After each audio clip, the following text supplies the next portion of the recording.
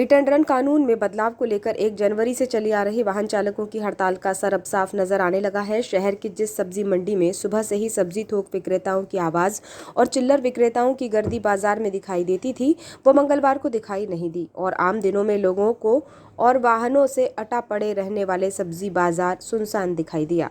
बालाघाट सब्जी मंडी में खासकर छिंदवाड़ा और नागपुर से सब्जियां वाहनों से आती हैं, लेकिन हड़ताल के कारण व्यापारियों तक सब्जी नहीं पहुंची और जो चंद वाहन चोरी छिपे सब्जी लेकर पहुंचे, उन सब्जियों को खरीदार भी थोक विक्रेताओं को नहीं मिले, जिसकी सबसे बड़ी वजह वाहनों की हड़ताल रही। इस मामले में सब्जी थोक विक्रेता संघ जिला अध्यक्ष राकेश सेवईवार ने बताया कि वाहनों की हड़ताल के कारण आज बाजार में सब्जियां नहीं पहुंच सकी। मुख्यालय मंडी में आने वाले जिले के खरीदार गाड़ियां लेकर आते रहे हैं, लेकिन हड़ताल के कारण वे नहीं पहुंच सके।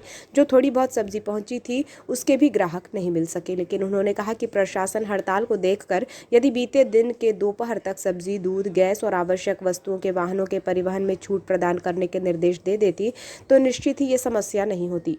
प्रशासन की आवश्यक वस्तुओं के परिवहन में लगे वाहनों को नहीं रोके जाने के निर्देश देर शाम जारी किए गए, जिससे मैसेज मिलने में देरी के कारण ऐसे हालात पैदा हुए हैं। यदि पहले ही ये हो जाता तो सब्जी मंडी की ओर आने वाले खरीदार मंडी की ओर रुख करते।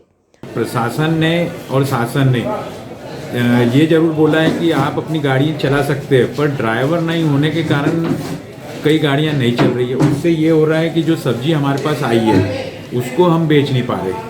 बड़ी मुश्किल से कहीं ना कहीं से जैसे जुगाड़ करके बालाघाट मंडी के लिए हमने कुछ व्यवस्था की थी कि लोगों को ज़्यादा महंगी सब्जी ना लेना पड़े, पर बाहर से लोग लेने ही नहीं आ पा रहे। तो नहीं आ रहे तो जो हमारे पास माल आया था वो भी नहीं बिक पा रहा है, क्योंकि ट्रक भी नहीं है। जो यहाँ से जो ट्रक जाते थे वो भी नहीं आए हैं, छोटी गाड़ियाँ थी वो भी नहीं आए हैं। कहीं ना कहीं प्रशासन से कल ये थोड़ी सी लापरवाही ये हुई है कि इनको 2 बजे 1 बजे ही पत्रकारों के माध्यम से ये बता देना था कि भैया जो दूध, सब्जी, गैस, जितने आवश्यक चीज़ है उसको हमने इसमें से छूट रखी है और उनकी गाड़ियों को कोई नहीं रोकेगा। पर वो बहुत रात में कलेक्टर साहब का मेरे ख्याल से पत्रकारों को वो जो मीटिंग लिए थे उसमें लोगों को पता चला, तो उसमें बहुत लोगों को पता नहीं हो पाया। थोक व्यापारी वहीद मियां की माने तो हड़ताल का सब्जी व्यवसाय पर खासा असर पड़ा है। सब्जी के दामों में बढ़ोतरी के साथ ही कोई वाहन सब्जी लेकर नहीं आ रहा है। जो चोरी छिपे कुछ वाहन सब्जी मंडी में पहुंच रहे हैं, उनका माल ही खरीदारों के मंडी नहीं पहुंचने से बिक नहीं रहा है। यदि हड़ताल लंबी खिंची तो काफी तकलीफ देह होगा और लोगों को महंगी सब्जी मिलेगी। सरकार आवाम की सोचकर कानून को बेहतर बनाने के बारे में सोचे। काफी असर पड़ा। जो माल चाराने था वो हो गया 1 रुपए का, और ये ड्राइवरों की हड़ताल है, इसीलिए हर आदमी अपनी गाड़ियों से आना नहीं चाह रहा है, क्योंकि ड्राइवर ही है वो। उस हिसाब से माल भी नहीं आ रहा है और लेवाल भी नहीं आ रहे हैं, और यही हाल अगर रहा तो आगे बहुत तकलीफ जाएगी, बहुत परेशानी। कहाँ से अपने सब्जी आती थी और आज कहाँ से नहीं आ पाई? छिंदवाड़ा डिस्ट्रिक्ट से तो ज़्यादा करके आती है अपने यहाँ, नागपुर से आती है, लेकिन आज चोरी छुप के छिंदवाड़ा से 1-2 गाड़ी आ गई है, नागपुर से 1-8 गाड़ी आ गई है। तो अब ये आज पहली बार था तो लोगों के समझ में नहीं आया। कल से पता लगा जो माल आया है शायद वो भी ना आए, तो बहुत तकलीफ जाएंगी।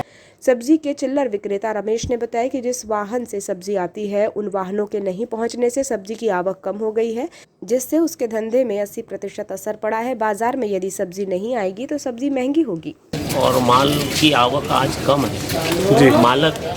मालक भी क्या करेगा, गाड़ी घोड़ों से जो साधन से माल आता था वो माल नहीं आ पा रहा है, और उसके कारण चिल्लर लेवाल भी नहीं आ पा रहे हैं। उनके पास भी पेट्रोल डीजल नहीं मिल पा रहा है, इसलिए गाड़ी घोड़ों से नहीं आ पा रहे हैं। आज तो कम से कम हमको 80% फर्क पड़ गया है ऐसा। अभी की दौर में देखें तो पूरे ग्राउंड में कोई सब्जियां नहीं है, कोई साधन नहीं है, और बगैर साधन की कोई सब्जियां आ ही नहीं सकती।